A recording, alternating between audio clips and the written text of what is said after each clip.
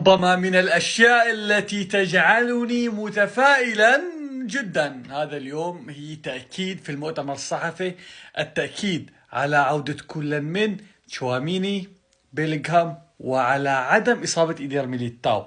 بعيدا عن موضوع إيدير ميليتاو، تشواميني وبيلينغهام، لأني أنا ما زلت أنظر وما زلت مقتنع أنه مشكلة الريال مدريد الهجومية والدفاعية هي تكمن في وسط الملعب.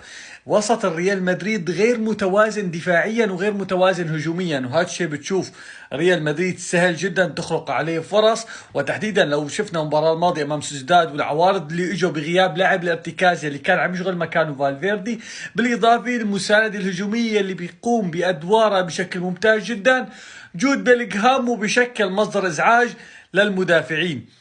هاي بالحالة الثانية مدري الثالثة، المهم والله نسيت صرنا بهي حالي. المهم سعيد جدا والله بكل أحوال لعودة تشواميني ممتاز جدا، وبيلينغهام بالإضافة في عندك أردا غولير قدم مستويات ممتازة، وفالفيردي قدم مستويات ممتازة، بانتظار الكاما. سلام.